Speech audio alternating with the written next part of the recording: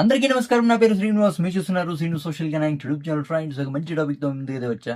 Like చేసి support అయితే చేయండి. చాలా మంది వీడియోస్ అయితే చూస్తున్నారు కానీ లైక్ చేయట్లేదు. దయచేసి లైక్ చేసి సపోర్ట్ అయితే చేయండి. ఇంకా మంచి మంచి క్రికెట్ అప్డేట్స్‌తో మీ ముందుకైతే వస్తా. ఇక లేట్ చేయకుండా టాపిక్‌లోకి అయితే వెళ్ళిపోదాం. వైభవ్ సూర్యవంశి రూట్ అయితే మార్చాడు బ్రో. ఏం రూట్ మార్చాడు వైభవ్ సూర్యవంశి అనే దాని గురించి మనమైతే మాట్లాడుకుందాం.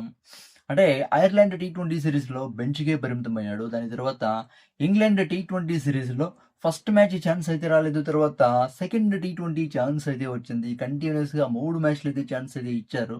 చాలా అంటే చాలా ఎక్స్‌పెక్టేషన్స్ అయితే ఉండింది కానీ వైభవ్ సూర్యవంశి ఫెయిల్యూర్ అయితే అయ్యాడు. 3 మ్యాచ్‌లు కంటిన్యూయస్‌గా సరిగ్గా ఆడలేదు అను కదా! కానీ మంచి స్టార్టింగ్ అయితే ఇచ్చాడు.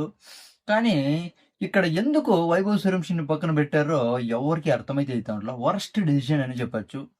ఈవెన్ వైభవ్ సూర్యవంశిని పక్కన పెడతారని వైభవ్ సూర్యవంశి కూడా తెలిసుండదు. ఎందుకంటే అక్కడ మ్యాచ్ జరిగేటప్పుడు చూడొచ్చు. ఫిఫ్త్ టీ20 జరిగే టైంలో ఎంత బాధపడ్డాడో వైభవ్ సూర్యవంశి.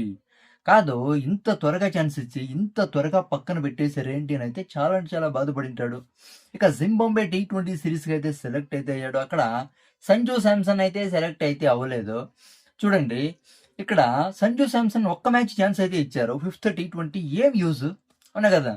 ఇప్పుడు వైభవ్ సూర్యవంశికి ఆ మ్యాచ్ కూడా ఛాన్స్ ఇచ్చిండి.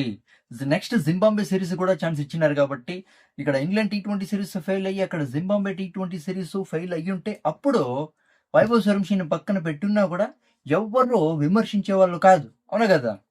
ఇక్కడ ఫిఫ్త్ టీ20 ఒక్క మ్యాచ్‌లో, అవును కదా! 3 మ్యాచ్‌లు బాగా ఆడలేదని ఒక్క మ్యాచ్‌లో పక్కన పెట్టేసి సంజు శాంసన్‌కి ఛాన్స్ ఇచ్చారు. ఏమన్నా యూజ్ ఉందా? అసలు సంజు శాంసన్‌కి ఉన్న మర్యాద కూడా పోయింది. అవునా? ఎందుకు ఆ ఒక్క మ్యాచ్? మళ్ళీ ఎలాగో జింబాబ్వే టీ20 సీరీస్‌లో ఆడాల వైభవ్ సూర్యవంశి.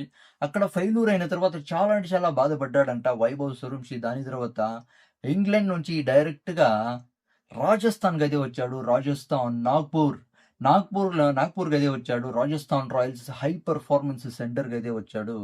అక్కడ చాలామంది ఘన స్వాగతం అయితే పలికారు. అంటే ఈ 3 మ్యాచ్‌లు అయితే ఛాన్స్ అయితే ఇచ్చారు. ఇంగ్లాండ్ టీ20 సీరీస్‌లో బాగా ఆడలేదు కాబట్టి అట్‌లీస్ట్ జింబాబ్వే టీ20 సీరీస్‌లో అయినా బాగా ఆడాలా, మంచి పెర్ఫార్మన్స్ ఇవ్వాలా. అంటే ఫ్యూచర్‌లో ఇప్పుడు జింబాబ్వే టీ20 సీరీస్ తర్వాత ఛాన్స్ ఇస్తారో ఇవ్వరో తెలీదు.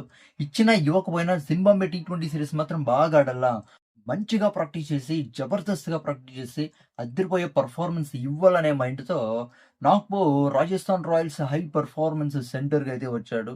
ఐపీఎల్ కోసం గంటల తరబడి వైభవ్ సూర్యవంశి ప్రాక్టీస్ చేసింది వైభవ్ సూర్యవంశి ఇక్కడే కాబట్టి, మళ్ళీ ప్రాక్టీస్ చేయడానికైతే వచ్చాడు. జింబాబ్వే టీ20 సీరీస్‌లో అద్దర కొట్టడానికనైతే అప్డేట్స్ అయితే వస్తున్నాయి. వైభవ్ సూర్యవంశిని ఇంత త్వరగా పక్కన పెట్టేశారు కాబట్టి చాలా అంటే చాలా, అంటే కాన్ఫిడెన్స్ లెవెల్స్ అయితే లో అయితే అయ్యుంటాయి. చాలా అంటే చాలా కోపం అయితే వచ్చి ఉంటుంది సూర్యవంశికి. అవును కదా! ఎలాగైనా అదిరిపోయే పెర్ఫార్మన్స్‌తో ముందుకు రావాలనైతే అనుకుంటాడు. అందుకే ముందుగానే ప్రాక్టీస్ చేయడానికి లేట్ చేయకుండా Nagpur Rajasthan Royals high performance సెంటర్‌కి అయితే వచ్చాడనే అప్డేట్స్ అయితే వస్తున్నాయి.